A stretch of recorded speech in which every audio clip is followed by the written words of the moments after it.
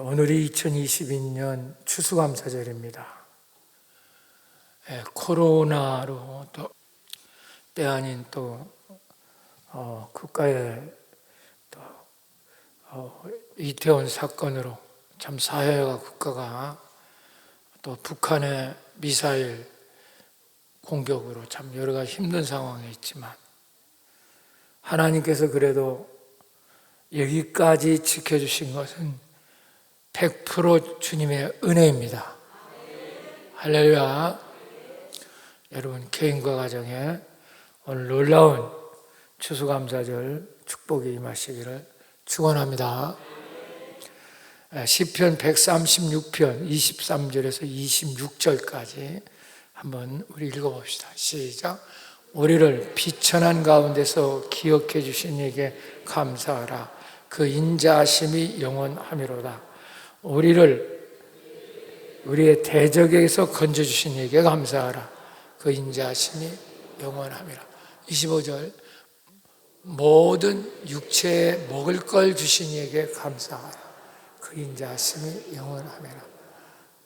하늘에 하나님께 감사하라. 그 인자하심이 영원하미라. 할렐루야. 정말 우리 모든 것이 다 은혜입니다. 여러분 오늘까지 이렇게 코로나 전국에 건강 지켜주시고 또 코로나가 걸렸다 해도 다 이렇게 치유해 주셨잖아요. 그렇죠? 아멘. 너무 감사하고 승리하시기를 축원합니다. 감사는 능력이에요. 이걸 이해하셔야 됩니다. 세상 사람은 감사를 감정으로, 느낌으로 하려고 해요. 내가 감사한 것도 없는데 무슨 감사를 하냐? 그거는 아직 하나님을 모르는 사람입니다. 기독교인은 한번 써보세요. 의지로 감사하는 거예요. 의지로. 내가 의지로 감사할 때 여러분 감사한 환경이 열리는 거예요. 그럼에도 불구하고 뭐가 감사하고 기분이 내켜서 감사하고 이건 감사 아니에요. 그건 아주 최하 인격이 하는 짓입니다. 우리는 믿음으로 하나님께 감사하셔서 여러분 가정이 넉넉해지고 풍성해지고 건강해지시고 길이 열릴 수 있기를 축원합니다. 서영은 작가가 있는데 노랑 화살표 방향으로 걸어라 하는 책이 있어요. 이 책은 서영은 작가가 스페인의 산티아고 순례길을 걸으면서 자기 인생의 경험과 깨달음을 기록한 책입니다. 산티아고 순례길은 프랑스의 국경 마을 생장 피에드포트에서 시작하여 스페인 북쪽에 있는 예수님의 제자였던 야고보 무덤이 있는 곳에 성전이 지어져 있습니다. 거기까지 그곳이 산티아고 데 콤포스텔라라는 곳입니다. 저 성전 보이죠? 아주 우람하고 대단합니다. 저기까지 약 800km가 돼요. 굉장한 거리죠. 프랑스 북부에서부터 스페인까지니까. 그러니까 우리나라 말로 하면 2천리 가까이 돼요. 2천리. 그러니까 자치단체만 5개가 바뀌어요. 나라나 국가나 이렇게 바뀌고 마을만 해도 100여 개 마을이라도 그건 큰 도시죠. 100여 개 도시를 지나서 거기 도착을 합니다. 약 40일 걸린다고 해요. 아직 저는 거기를 이렇게 순례를 못 해봤지만 유네스코 문화유산에 등정된 세계 최고의 기독교 순례길입니다. 그래서 전 세계 사람들이 많이 그 길을 걷습니다. 우리 제주도의 둘레길 같은 거 이렇게 이제 가보면 이게 이제 테이프 리본이죠. 리본이 걸려 있어서 그 리본 찾아 걷듯이 거기는 이제 그 산티아고 순례길은 노랑 화살표가 돼 있어요. 계속 노랑 화살표로 표시가 돼서 이제 거기까지 가거든요. 그리고 이제 거기 순례하는 사람의 상징은 조개 껍질입니다. 큰 조개가 이렇게 있는데 그걸 팔아요.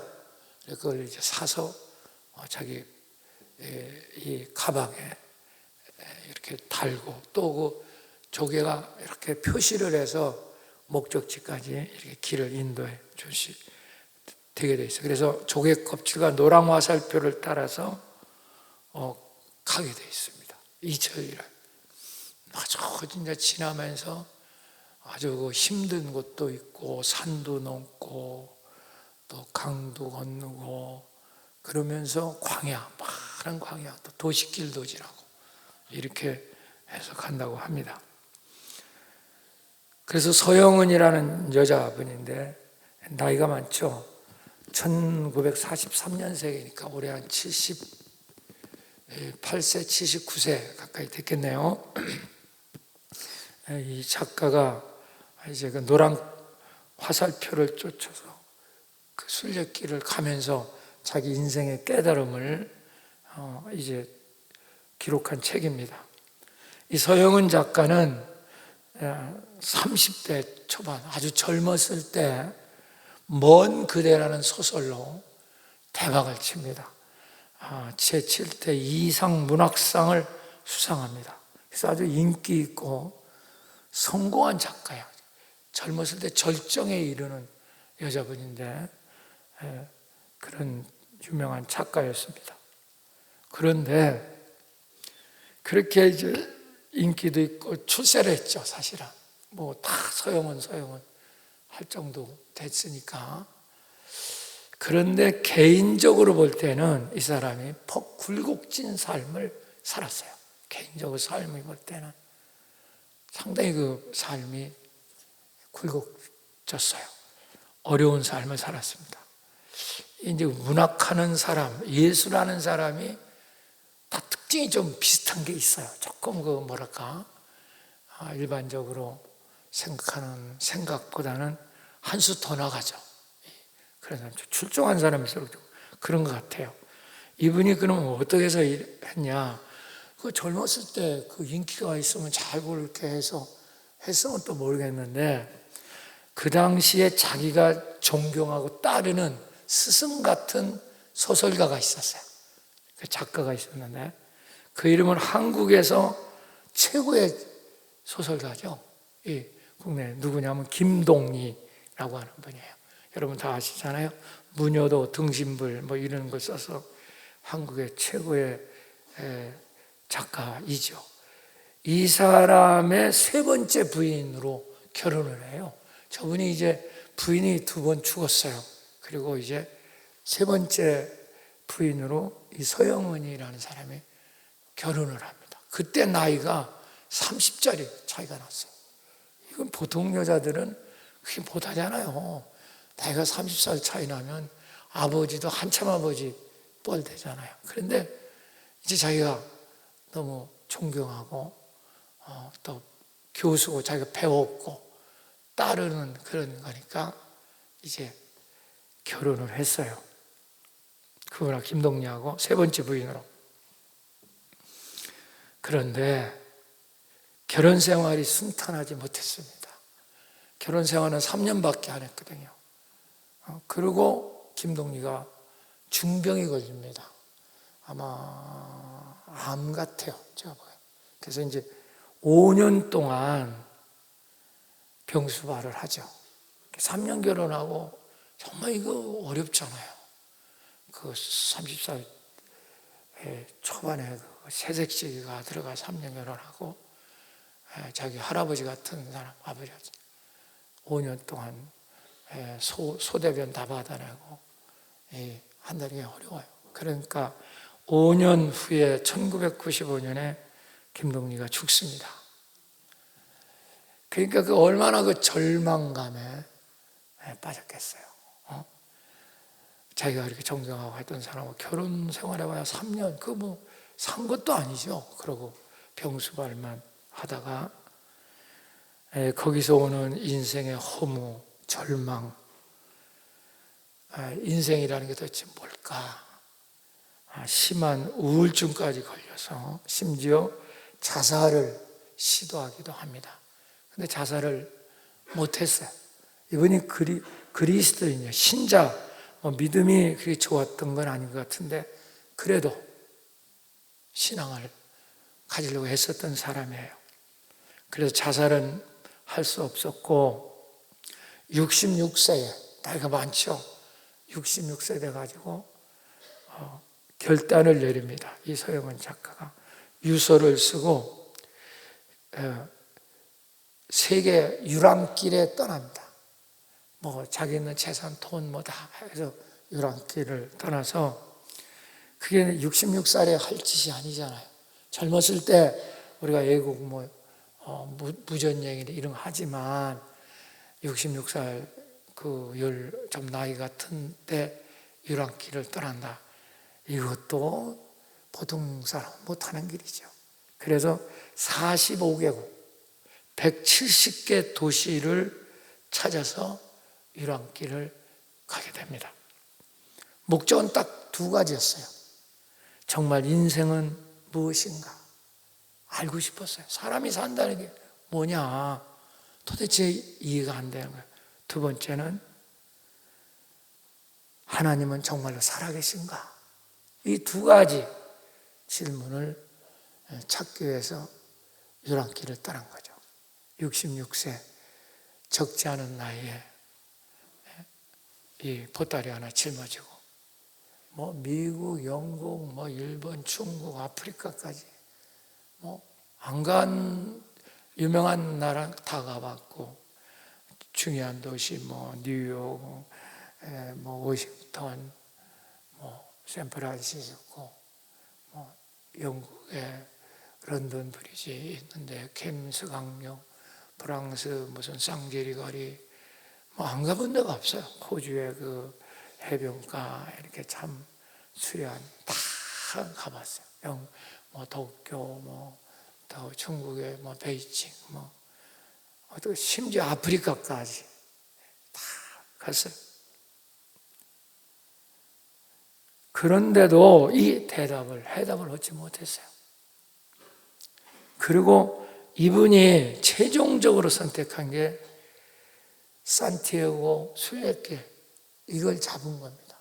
내가 이 길을 가다가 사실 이건 젊었을 때 가야지 이렇게 좀 나이 드신 분이 가기는 조금 무리입니다. 이걸 걸어서 가는 거니까. 그래서 이게 이제 열흘짜리도 있고 20일짜리도 있고 30일짜리도 있고 그래요. 미리 가서 자고 차로 다 가서 나머지 거리를 이제 한 일주일 간다, 열흘 간다 이렇게 해도 힘이 든데 풀 코스를 도전을 한 거죠. 정말 이 두 가지 자기의 간절한 생의 목적도 되고 의미도 되고 도대체 인생이란 뭘까? 주님은 살아계신가? 이 두 가지만 가지고 질문하면서 산티아고 노랑 화살표를 따라 걷다. 그래서 이 책의 이름이 노란 화살표를 방향을 걸었다 이 뜻입니다. 그런데 이분이 그 산티아고 순례길을 걷다가 놀라운 기적을 체험합니다.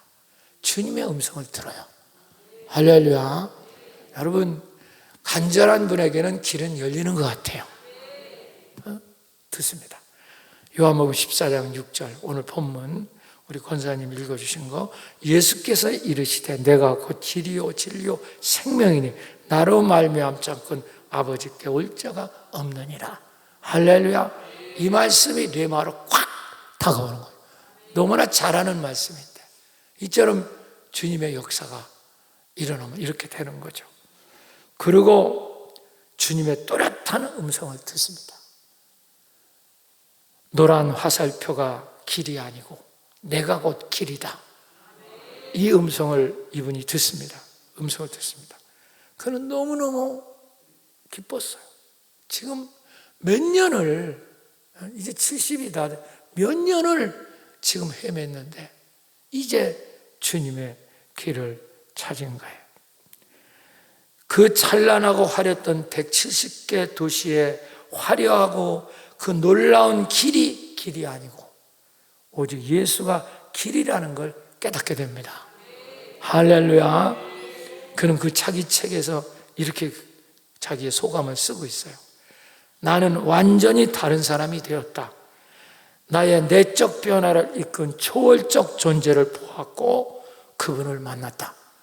이겠습니다. 단적 보았고 만났다. 이제 나는 내가 살아온 길로 다시는 돌아가지 않겠다. 할렐루야. 지금까지 살아온 그 길로 이제는 안 간다. 할렐루야. 주님이 길 잃은 걸 찾은 거죠. 저는 이 글귀를 보면서 무릎을 딱 쳤어요. 이분도 길을 찾았구나. 할렐루야. 그렇습니다. 사랑하는 여러분, 이 세상에는 화려한 길이 너무너무 많아요. 여러분, 정말 사람을 홀리는 길이 너무 많다고요. 참 이런 얘기하기 조심스럽고 힘들지만 이태원에 이번에 많은 젊은 생명들이 목숨을 잃었잖아요. 그 사람들이 왜 그 밤에 거기를 갔을까? 한번 생각해 보세요. 그들도 나름대로 길을 찾고 싶었던 거 아니에요. 거기에 가면 뭐 색다른 자기 무슨 길이 있지 않겠나. 뭐 그것이 놀이로 갔던 어쩌고 갔던. 그런데 참 너무 슬프게 그들이 어려움에 빠졌죠. 사랑하는 여러분, 우리 주변에 우리 사는 데는 너무 길이 많아요. 그리고 우리를 속이는 길이 너무 많은 거예요. 그래서 첫 번에는 아주 화려하지만 끝머리는 낭패로 끝나는 게 너무 많은 거예요. 이게 눈이 떠져야 돼요. 할렐루야. 그래서 길을 못 찾는 사람은 날마다 이런데 미혹되고 있어요. 교회를 수십 년 다녔다고 해도 인격적 주님을 못 만나고 종교적으로 거짓자에 붙잡혀 사는 사람은 아직도 길을 못 찾았어요. 저건요. 그걸 아셔야 됩니다. 그래서 내가 그렇게 여러분에게 강하게 메시지를 전하고 있는 거예요. 정말 세상에는 우리를 좋게 보이고 유혹하지만 죽음으로 끝나는 길이 너무 많습니다. 잠언서 16장 25절 띄워서 읽어봅시다. 시작. 어떤 길은 사람 보기는 바르나 필경은 무슨 길이라고요? 사람 보기는 옳고 이게 진짜 길이다. 이렇게 하는 게 맞아. 이게 진짜 내 인생에 잘한 거다. 근데 그때는 사망의 길이에요. 길이 아닌 거예요. 여러분, 오늘도 이 말씀이 들릴 수 있기를 축원합니다. 아직도 고집을 피우고 있어요, 저 사람은요. 그 덩어리 가서 망하는 건데. 이게 이 세상의 어둠입니다. 그렇습니다. 그렇다고 스페인의 산티아고 가서 노랑 화살표를 따라갈 때 주님을 만난다는 것도 아닙니다. 아멘. 착각하면 거기 간다고 만나는 거 아니에요. 사랑하는 여러분, 우리의 길이신 주님은 어디 있는지 아십니까? 내가 오늘 그걸 말씀드리려고 한 거죠. 그 길은 지금 여기 계십니다. 할렐루야. 당신이 우울해하고 슬퍼하고 불면증 걸리고 공황하고 갈등하고 병들고 이건 아직도 길이신 주님을 못 만난 거예요.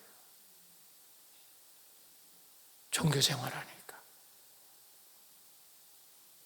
이게 문제죠. 주님은 어디 계신다고요? 여기 계세요. 지금 여기 계신다고. 당신이 진짜 마음만을 문을 열고 진정한 마음으로 주님을 사모한다면 주님은 반드시 당신을 만나 주실 것입니다. 할렐루야. 사모하는 자의 길이 열리거든요. 진짜로요. 당신처럼 거칠애처럼 종교 생활하고 예배 때우려고 하는 자는 주님 못 만납니다. 평생 종교 생활이에요. 이게 중요한 겁니다. 주님을 만난 자와 안 만난 자는 판이하게 다릅니다. 판이하게 달라요. 여러분 오늘도 하나님 말씀이 들릴 수 있기를 축원합니다. 오늘 본문은 베드로 얘기잖아요. 너무 본문 잘 아는 얘기입니다. 베드로는 평생 갈릴리 바닷가에서 어부했던 사람이에요. 그런데 물빛만 봐도 고기를 어디서 있는 거 잘 알아. 근데 한 마리도 못 잡는 때가 오는 거예요. 하나님 이렇게 하시는 겁니다. 인생의 딜레마가 오는 겁니다. 끝으로 몰아버리는 겁니다. 여러분, 그럴 때가 오는 거예요. 그게 뭔지 아세요? 당신의 거짓 자아를 내려놓을 때를 하나님 기다리는 거죠. 근데 아직도 내가 내 생각에 붙잡혀서 나라는 감옥 속에 들어앉아가지고 이러면 주님은 평생 가도 못 만나. 평생 가도 못 만나니까. 이게 제일 안타까운 겁니다. 사랑하는 여러분, 인생의 최대 위기 그날 밤에 주님은 찾아오셨고, 할렐루야. 그전에도 베드로는 여러 번 예수를 만났어요. 근데 한 번도 그분을 주님으로 받아들인 적이 없어요. 그냥 유명한 선생님, 그냥 유능한 선지자 이렇게 믿었죠. 한 번도 주님으로 믿은 적이 없죠. 그러니까 지금 가장 큰 인생의 딜레마, 요새로 말하면 사업에 부도가 난 거죠. 아무것도 할 수 없는 입장에. 그때 예수님이 찾아오셔서 말씀을 들려주셨고, 그 말씀이 은혜의 말씀이었던 것 같아요. 베드로 은혜를 받은 것 같아요. 할렐루야. 그래서 교회는 말씀이 들려야 내 교회가 되는 거예요. 집 가까이 일하고 내 교회가 되는 게 아니야. 그건 거짓이에요. 가까이 있든 멀리가 있든 말씀이 들리지 않으면 그건 50년을 교회 다녀도 의미가 없어요. 주님 못 만나니까 그냥 교훈을 듣는 거죠. 그냥 그건 구원을 못 받아요. 오늘 여러분 말씀이 들릴 수 있게 축원합니다. 나는 광진교회를 섬기면서 제일 감사한 게 우리 교회 와서 길을 찾았다는 사람이 너무 많으니까, 우리 교회는 체험하는 교회니까 여기서 인생길을 찾았다니까. 할렐루야. 나는 그것이 내 행복이고 너무너무 기뻐요. 너무. 오늘도 그런 자들 되시기를 축원합니다. 근데 베드로가 참 유명한, 내가 밤새도록 던졌지만 깊은 곳에는 고기 없거든요. 제가 갈릴리 바닷가를 한 5번 가봤어요. 갈릴리 바다를. 아마 목사치고 저만큼 거기 사는 사람 아니고는 그래 5번, 6번 가본 사람 그리 흔치 않을 거예요. 제가 최초에 가본 건 80년대 초에 제가 이스라엘 가서 갈릴리 바닷가. 그때는 정말 거기가 정말 영감 있고 거기가 얼마나 많이 울었는지 몰라. 처음에는요. 정말 그 길을 걸으면서 주님이 걸었다는 것만 같거든. 그 후에 이제 한 번, 2번, 3번. 지금은 가보면 유원지가 돼버렸어요. 너무 호텔이 많고 음식점도 많고 예전 같은 그런 정서가 없어졌어요. 지금은요. 거기가 너무 이제 유명한 성지가 돼버렸기 때문에. 그래도 지금 가도 좋습니다. 하여튼 여러분 한 때가 되면 반드시 한번 가보시기를 바랍니다. 그래서 주님의 말씀을 듣고 은혜 받아서 깊은 데로 던져라. 깊은 데 고기 없어요. 근데 던졌어요. 말씀에 의지하여. 터지도록 잡힌 거예요. 아멘. 고기 많이 잡혔다고 해서 베드로가 기뻐한 게 아니에요. 베드로는 그 사건을 통해서 자기 길을 찾은 거예요. 이해가 되십니까? 그렇게 봐야지, 말씀에 의지하니까 돈 잘 번다, 부자 된다. 이게 아니에요. 이런 사람은 성경이 뭔지를 모르는 사람이에요. 자, 이제 성경을 보면서 3가지 길을 제가 찾게 해줍니다. 여러분 오늘 하나님께서 깨닫게 해줄 줄 믿습니다. 저도 주님 만나서 찾은 거니까. 자, 4절, 6절 띄워주세요. 시작. 크게 읽읍시다. 시작. 말씀을 마치시고 시몬에 이르시되 깊은 데로 가서 그물을 내려 고기를 잡으라. 5절 시작. 시몬이 대답하여 이르되 선생님, 우리들이 밤이 새도록 수가 있을 때 잡은 것이 없죠. 그러니까 깊은 곳에서는 고기를 잡는다? 못 잡는다? 못 잡는다. 없었다 그 말이에요. 자기 던져봤다. 없지만은 뭐에 의지하여? 그 말은 뭐냐? 말씀의 은혜를 받았다는 게 못 받았다는 게 말씀의 레마가 왔다는 게. 서영은도 마찬가지예요. 그 작가는 말씀에 그게 레마로 온 겁니다. 예배를 100번을 드려도 말씀이 레마로 들리지 않으면 길은 못 찾아요. 그냥 지식만 늘어나는 거죠. 종교 생활만 하는 거예요. 신학을 한다고 여러분 길이 열리는 거 아닙니다. 말씀이 레마로 들려야 되지. 할렐루야. 지식은 늘어날 수 있죠. 책을 보면. 그러나 그거하고 주님의 말씀을 레마로 들린다는 건 다른 차원이에요. 나한테만 하는 말씀이 레마예요. 아멘. 그래서 그 은혜를 받은 거죠. 던지리리다 하고 6절 시작. 그렇게 하니 고기 잡은 것이 힘이 많아 뭐가 찢어지죠? 그물이 찢어졌다. 그물이 찢어지도록 잡힌 건 베드로 평생이 처음이요. 믿습니까? 얼마나 고기가 많이 잡혔는지 자기 배를 채우고 친구 배, 야고보 배까지 다 채워졌다 이 말이야. 할렐루야. 다 채웠어요. 이건 처음 있는 일입니다. 첫 번째입니다. 예수를 똑바로 믿으면, 그냥 여기를 믿으면, 똑바로 믿으면 잃어버린 나, 진정한 자신을 찾게 됩니다. 나를 찾는 게 제일 중요한 문제예요. 신앙생활하는 첫 번째 목적이 나를 찾는, 내가 누구냐고 말이에요. 이건 하나님을 발견한 거하고 똑같은 차원입니다. 하나님을 만나면 나를 찾아. 믿으시면 아멘 하세요. 왜? 그분이 창조주니까. 그분이 나를 만든 자니까. 그분 만나면 내가 누군지 알아요. 근데 지금까지 교회를 다니면서 여러분이 어려운 건 자기가 누군지 모르는 거예요. 내가 누군지를 모르는 거예요. 그러니까 거짓으로 나를 만들어서 나를 만들고 사는 게, 이게 제가 맨날 말하는 거짓자입니다. 자기를 거짓으로 만들어서 하는 거예요. 직장, 나는 뭐 어디 과장이다, 나는 부장이 사장이다, 교회에서 나 장로다, 권사다, 안수입니다. 그게 중요하지만 그게 당신은 존재는 아니잖아. 그걸 나라고 믿는 거죠. 자기 생각, 느낌. 이런 사람 항상 제 생각, 제 느낌을 믿어요. 뭐라, 내 생각에는요 그거 아니잖아요 목사님. 이렇게. 저거 바로 뭐냐? 거짓자 붙잡혔다는 겁니다. 주님의 음성을 한 번도 못 들어보고 저라는 거예요. 저게. 이게 골치 아파요. 그래서 예수를 믿으면 잃어버린 나, 진정한 자신을 찾게 됩니다. 아멘. 이게 첫 번째, 첫 단추를 띄어야 돼요. 그래야 이제부터 당신이 가는 길이 보이기 시작하는 거예요. 나를 못 찾았는데 내 길이 어디 있어요? 그러니까 우리는 남의 길을 가는 거예요. 남의 길. 다른 사람 하는 대로 쫓아가는 겁니다. 제일 불쌍한 게 그겁니다. 이런 사람은 하나님 앞에 가면 아마 매 맞을 거예요. 왜 너는 너대로 만들었는데 남의 삶을 쫓아가고 있냐?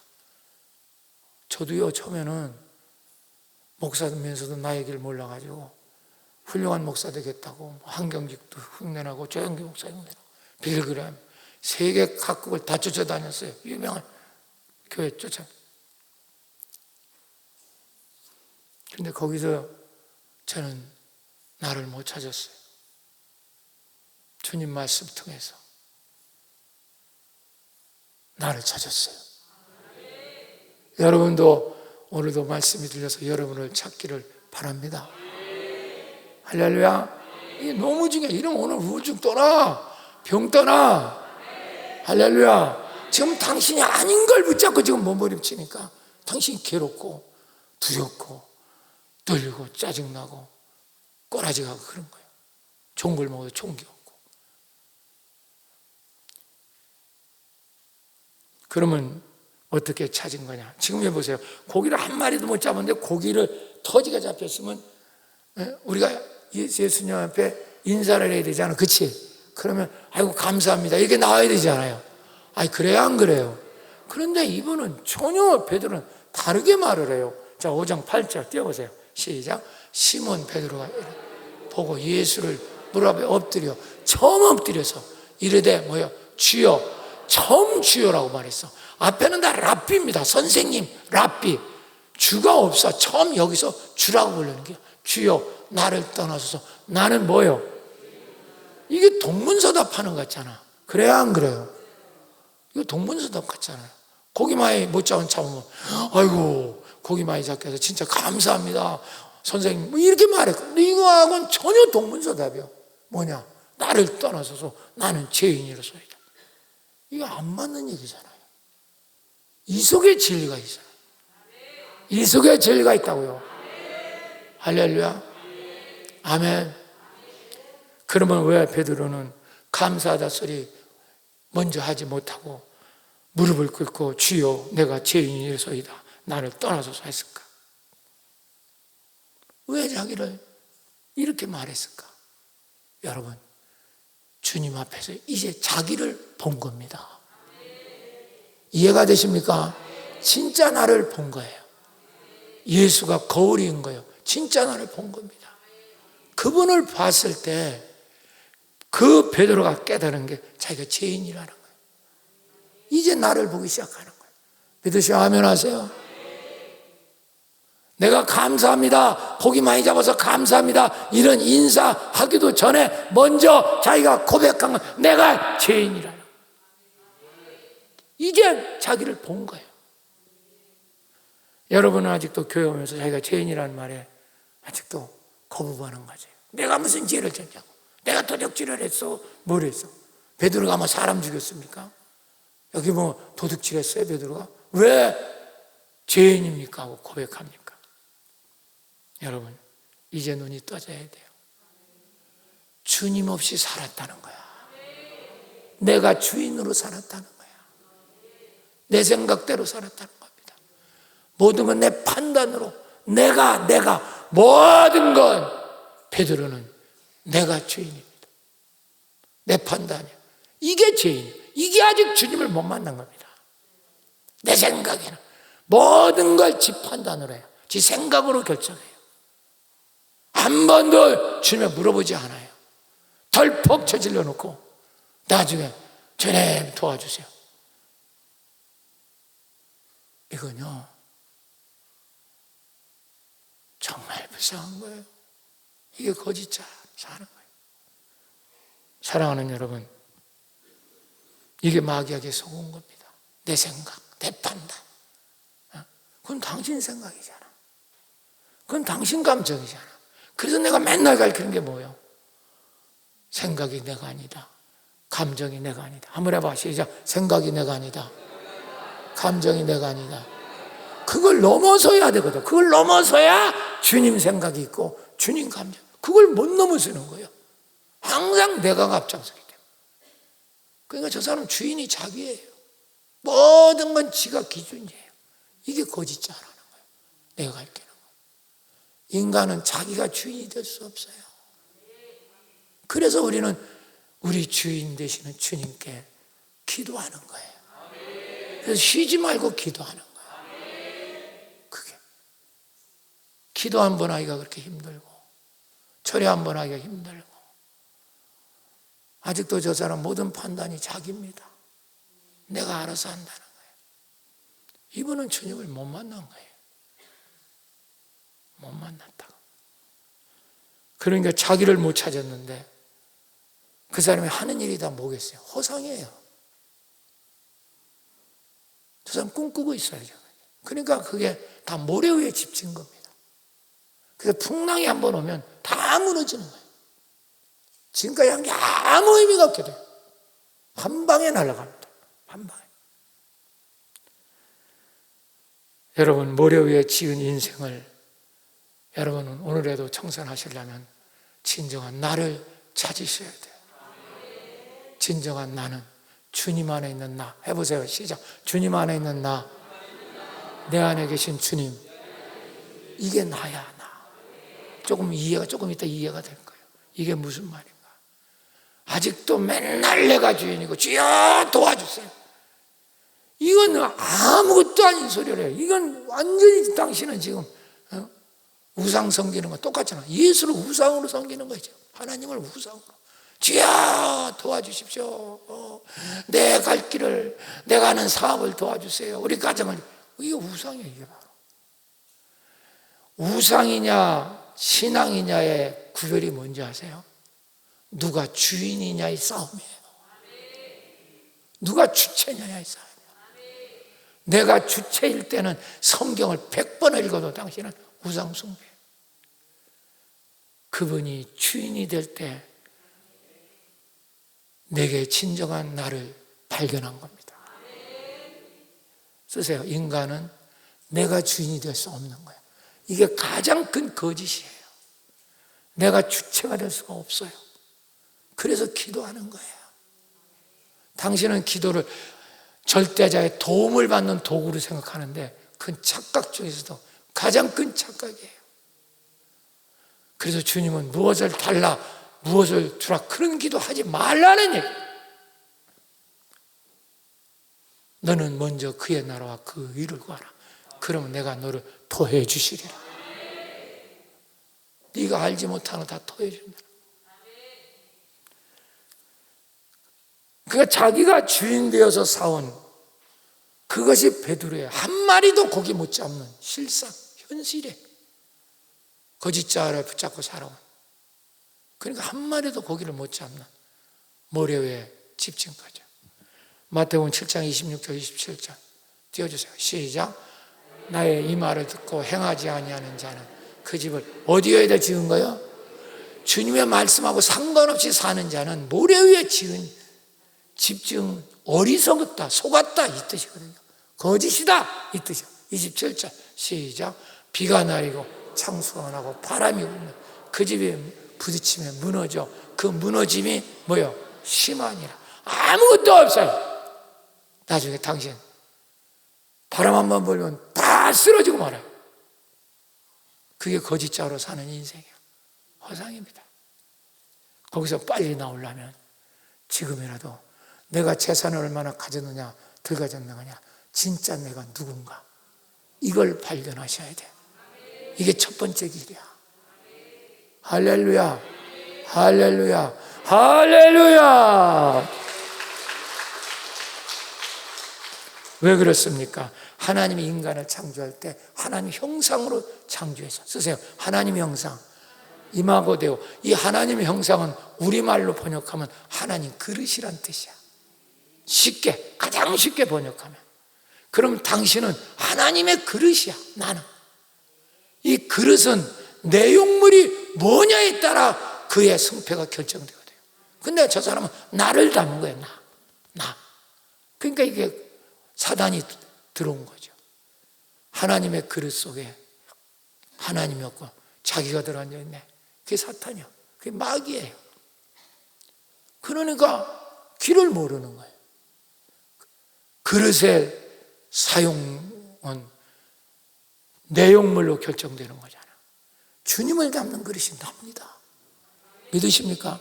당신 속에는 주님이 없고 내가 있고, 주님이 없고 돈이 들어앉았고, 내가 없고 자식이 들어앉았고, 내가 없고 당신 집이 들어앉아 있고, 내가 없고 당신의 출세가 들어앉았고, 그렇기 때문에 이게 다 거짓이에요.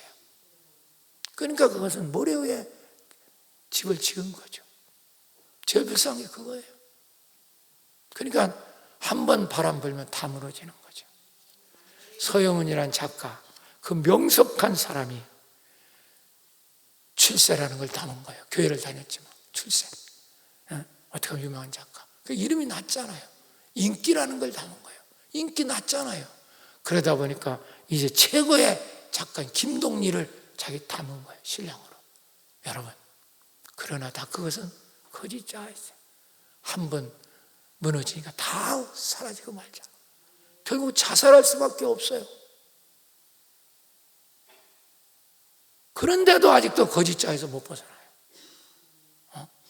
내가 누군지 아냐. 나는 뭐 대학, 나는 박사고, 나는 사장이고, 나는 교수고. 그거 끝나면 뭐 할 건데? 그럼 나가 없어지잖아. 나가 없어지잖아요. 나는 그러니까 당신 인생 자체가 지금 모래 위에서 지금 사라지기 일부 직전이에요. 그거 붙잡고 있는 거예요. 바람 부는데. 얼마나 불쌍합니까?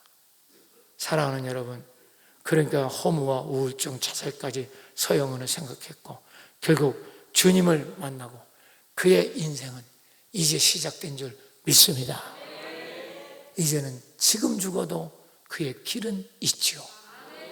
할렐루야. 그분이 길이잖아요. 근데 나가 잘못된 나를 갖고 있는 거예요. 거짓된 나를 만들고 있는 겁니다. 그게 제일 불쌍한 거예요. 그리고 맨날 내 생각, 내 판단, 내 감정, 내 느낌, 내가 생각하기는 이러는 거예요. 맨날. 저런 사람하고는 주님은 대화도 안 해요. 지가 맨날 주님 끌고 다니죠. 제일 불쌍한 겁니다. 오늘도 예수를 구주로 영접해서 제일 먼저 나를 찾으시기 바랍니다. 내 안에 주님 계십니다. 받아내리십시오. 믿습니까? 내가 주님 안에 있습니다. 할렐루야. 기도하면 그분이 들으시고 말씀을 주시고 위로하시고 기적을 주시는 줄로 믿습니다. 할렐루야. 두 번째 길입니다. 10절 11절 띄워주세요. 시작. 세베대의 아들로서 시몬의 동업자인 야고보와 요한도 놀랐습니다. 예수께서 시몬에게 이르시되 무서워하지 말라. 이제후로는 내가 사람을 취하리라 하시니 11절 시작. 그들이 배를 육지에 대고 모든 걸 버려두고 누구를 따르느니라? 누구를 따르느니라? 예수를 따르느니라. 두 번째입니다. 예수를 바르게 믿고 여러분 진정한 나를 찾으면 사명을 깨닫게 됩니다. 나만의 길, 축복의 길을 찾게 되는 거예요. 여러분 지금 축복, 행복 찾지만 축복, 행복은 간단해요. 무엇을 해서 행복한 게 아니에요. 나만의 길, 할렐루야. 나를 찾으면 나만의 길을 하나님이 만들어 놓으셨다고요. 그게 사명이에요. 그걸 찾아갈 때 인간은 행복한 거죠. 그걸 몰라요. 자꾸만 딴 사람 길을 쫓아가는 게 저 사람이에요.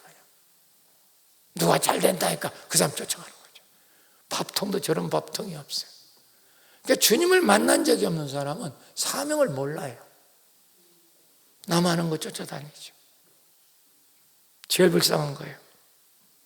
여러분, 베드로는 이제 주님을 만나서 그분이 말합니다. 너는 고기 낚는 어부가 아니라 사람 낚는 어부가 되리라. 그러니까 배와 금을 아버지를 뒤로 하고 예수를 따르느니라, 쫓으니라. 이게 목사 된다는 얘기가 아니에요. 착각하면 안 돼요. 예수님이 만들어준 길로 간다는 뜻이야. 내 사명의 길을 따라간다는 말이지. 이게 먼저 주의 종되고 이게 다 신학교 가고 이런 뜻이 아니라고요. 사명을 찾은 거죠. 자기만의 길을 내기를 한 거죠. 이때 행복해지는 거예요. 우리는 지금도 계속 거짓자를 만들어서 남이 사가는 길을 쫓아가는 거예요. 맨날. 저도 맨날 그랬다니까. 누구 목사요? 황경희 목사, 정영기 목사, 빌리그램. 그래서 전 세계를 쫓아다녔어요. 저도요. 젊었을 때. 지금도 젊지만 어느 날 주님이 저한테 하는 소리가 있었어요. 나는 너를 민경설 목사로 만들었는데 너는 왜 빌리그램 목사가 되려고 하냐? 되지도 못하는 짓을 왜 그 짓을 하느냐? 너무 충격을 받은 거예요. 그때부터 저는 주님에게 길을 물은 거죠. 이해가 되십니까? 그 길을 갈 때 우리는 최고 행복한 거예요. 자기 길도 아닌 걸 쫓아가고 있는 불쌍한 인간들. 머리 위에 집 지은 사람들. 그게 안 되는 거죠. 될 수가 없어요. 자, 이게 뭐예요? 종이잖아요. 그렇죠? 이거 저 아프리카에 참 미개족에 갖다 주면 종인 줄 알까요? 모를까요? 몰라요. 만든 자만 아는 거야. 이해가 되십니까? 당신을 만든 자가 당신의 길을 아는 거잖아요. 그런데 왜 당신은 스스로 자기 길을 만들고 가냐 이 말이야. 그러니까 안 되는 거야. 시작도 없고 끝도 없어 당신은. 그러니까 피곤하고 힘들고 욕심에 끌려서, 자식에 끌려서, 남편에 끌려서, 마누라에게 끌려서 맨날 이렇게 살아가니까 뭐 되는 게 있어야지. 자기 길은 쫓아가려고. 미국에서 아주 큰 경종을 울리는 사건이 있었습니다. 1932년에 미국 시카고 비치 호텔에 당시에 미국에서 최고의 갑부 7명이 모여있어. 이들의 재산을 다 합치면 미국 전체 국고보다 더 많을 정도였습니다. 얼마나 갑부들, 우리나라로 말하면 뭐 삼성, 뭐 현대 이런 갑부 우리나라. 그 사람들 거 다 합치면 우리나라 국고보다 더 커요. 우리나라도. 그만큼 그 사람이 모였습니다. 근데 그 기자가 대단한 사람입니다. 이 사람들의 25년 후에 삶을 취재를 했어요. 그리고 발표를 했어요. 그 내용이 이런 겁니다. 강철회사 회장이었던 찰스 슈업이라고 하는 사람이 있었어요. 근데 이 사람은 25년 뒤에는 무일푼의 거지가 되어서 죽었습니다. 알서 카튼이라는 사람이 있었어요. 밀 농장의 거부, 아주 부자죠. 밀 농사, 미국의 밀이 가장 그 당시는 셌죠. 지금은 공업이지만 밀 농사 거부였던 최고의 남부에서 부자였던 알서 카튼이라는 사람인데, 이분도 25년 보니까 파산해서 모든 걸 다 잃어버리고 쓸쓸히 고독사했어. 혼자 다 이혼하고. 세 번째 리차드 위튼이라는 사람이 있었는데 뉴욕은행 총재였습니다.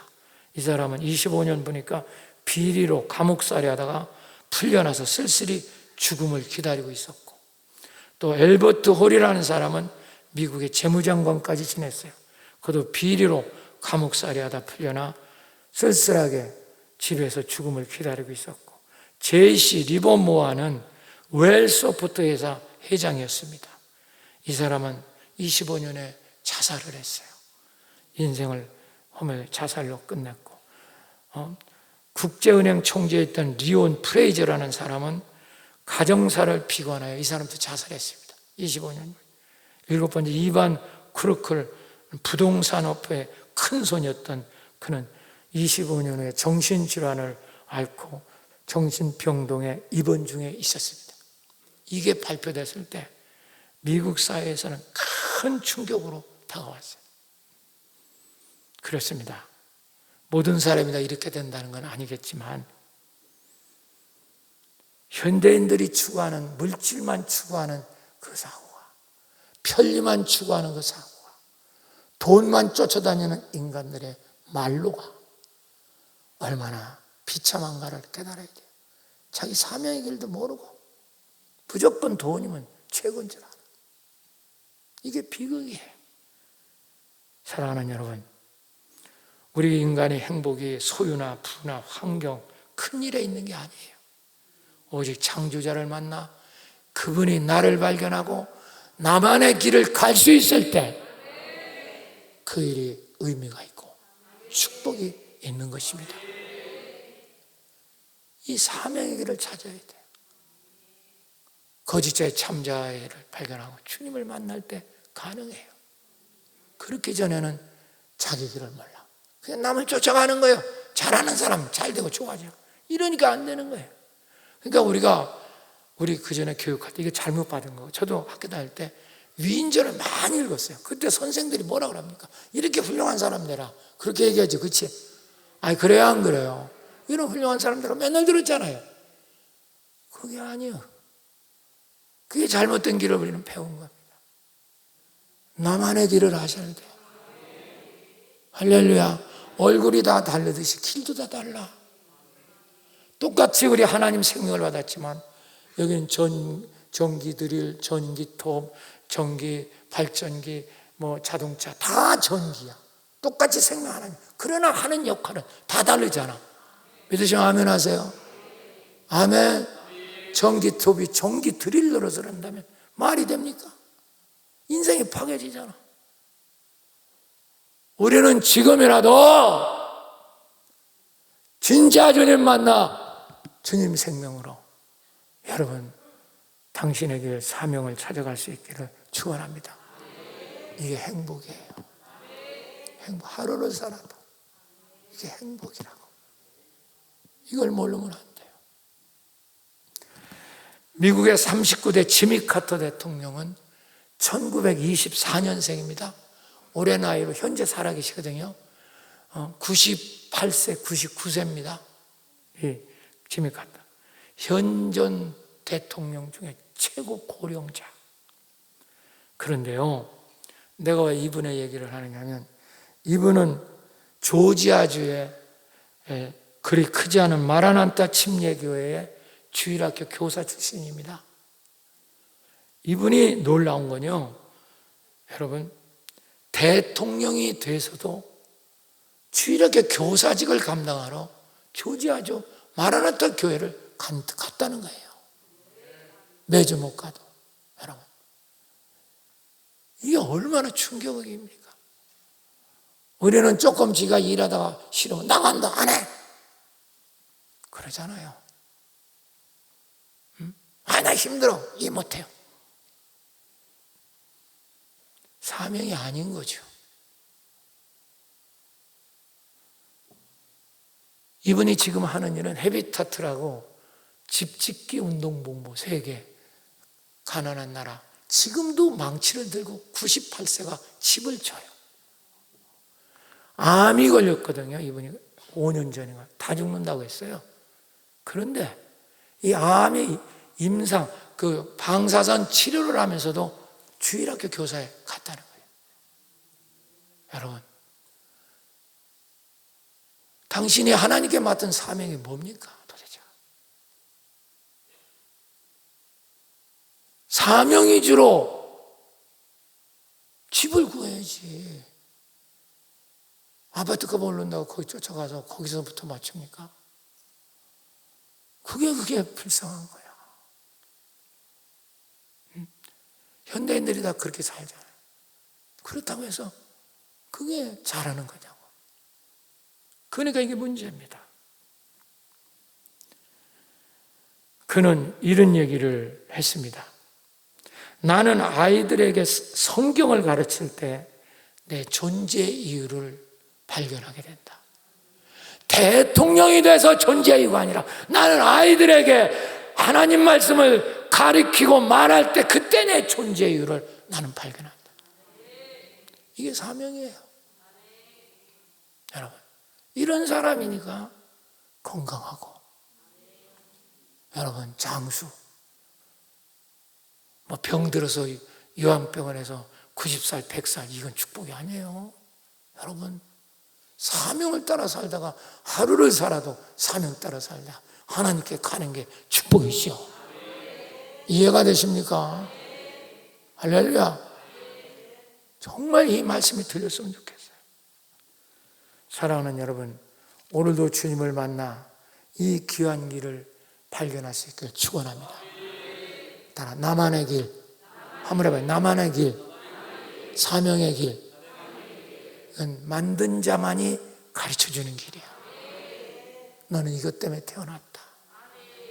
넌 이것 때문에 여기 있는 거다. 여러분, 한 번만 이런 말씀 들어보세요.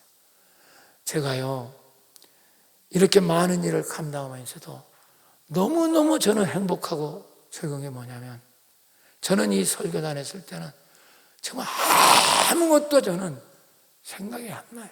너무너무 행복해요. 주님이 주신 이 길, 내가 잘한다는 게 아니야. 못하는 거 잘 압니다. 그렇지만 저는 이 길이 내 길입니다. 죽는 순간까지. 할렐루야. 그래서 제 설교를 듣는 사람들이 거짓자에서 벗어나고 자기를 찾는 사람이 많아진다는 게 너무너무 행복한 거죠. 나는 여기 새로운 사람이 있다면 이런 은혜를 받을 수 있기를 축복합니다. 그렇게 살다가 주님이 오라면 가면 되잖아요. 그렇잖아요. 거기 무슨 여한이 있겠어요? 거기 무슨 두려움이 있겠어요? 여러분 이 축복을 받으시기를 축원합니다. 근데 세상 이제 마지막 하나 끝납시다. 시간도 된 것 같고 뭐 시간 얼마 안 됐네. 6절 띄우세요. 시작. 예수께서 이르시되 내가 곧 길이요 진리요 생명이니 나로 말미암아 잡건 아버지께 올 자가 없느니라. 할렐루야. 세 번째 길입니다. 예수 똑바로 믿으면 천국 가는 길이 지금 열려 지금 열려 있어요. 지금 들어가는 거야. 죽어서 천국 간다는 건 완전 거짓말입니다. 세대주의 신앙 완전 잘못된 겁니다. 우리는 지금 이렇게 다니다 죽으면 천국 간다. 그런 얘기가 어디 있어요? 지금도 못 가는데, 지금도 하나님 나라가 여기 와 있는 나라도 취업 못하면서 무슨 죽어서 가요? 그게 말이 됩니까? 그런 복음 믿으려면 사랑하는 여러분, 주님이 길이고 진리고 생명이고 나로 아버지께로 올 자가 없느니라. 예수님 자신이 길이에요. 믿으십니까?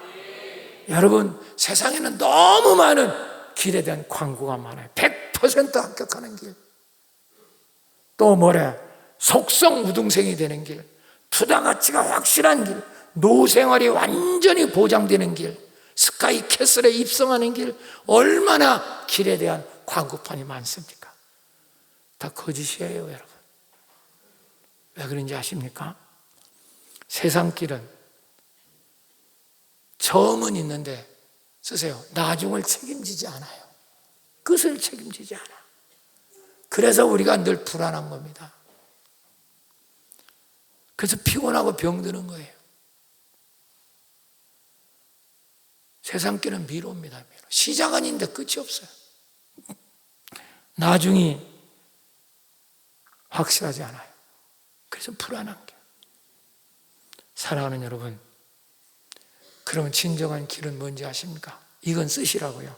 길이라고 하는 거, 진정한 길은 시작과 끝을 연결하는 통로가 길이잖아요. 시작과 끝을 연결하는 통로가 길이에요. 이해가 되십니까? 그런데 세상 길은 시작만 있고 끝이 없어. 끝이 보이질 않아. 미로야. 그러니까 다 세상 쫓아 당신 속는 거예요. 그래서 지옥 가는 거예요. 길이 없잖아요. 내가 남의 종교 폄하하는 거나 좀 불교 내가 조금 얘기할게요. 오해하지 말고 들으세요. 저도 불교에 대해서 공부를 좀 했거든요. 또 조금 심취한 때도 있었어요. 불교는 이론이 뭐냐면 여러분 인간이 다 억겁 전생부터 지은 죄가 있다는 겁니다. 이 땅에 태어나서 그래서 우리가 어렵대 전생에서 그걸 받았다는 거예요. 뭐 그건 그렇다고 치더라도 그래서 그들은 그 자기가 지은 죄 억겁을 윤회라는 걸 통해서 해결할 수 있다는 거예요. 윤회. 그래서 사람이 소가 되고 소가 짐승 되고 짐승이 개 되고 개가 새 되고 뭐 되고 뭐 되고 해서 수없는 윤회를 한다는 거예요. 그래가지고 자기의 그 억겁 그것을 벗어낼 때 해탈이 됐다, 부처가 됐다 그렇게 얘기하는 거예요. 그런데 그 기간이 수천 년, 수만 년, 수억 년이 됩니다.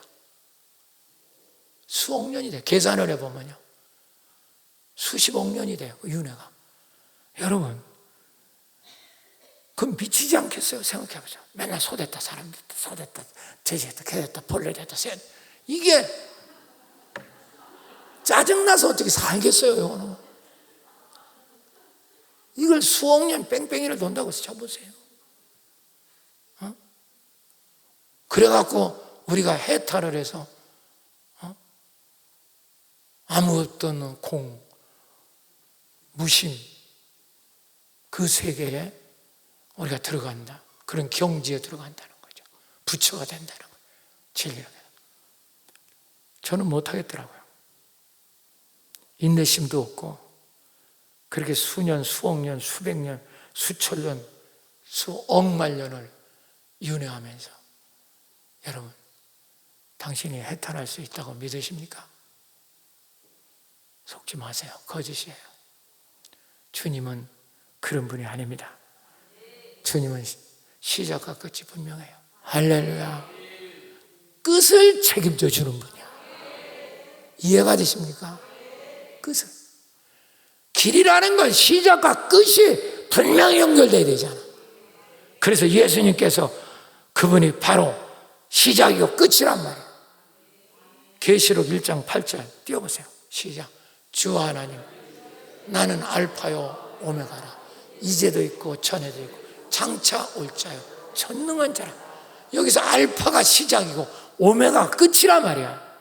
나는 시작과 끝이란 말이야. 전에도 있었고 후에도 있었고 영원히 있는, 여러분 그분을 우리 속에 모셔서 그분 안에 내가 있을 때 우리는 영생의 길이 열릴 줄 믿습니다. 할렐루야, 할렐루야. 그래서 우리의 속에는 영원한 평강이 있는 것이야.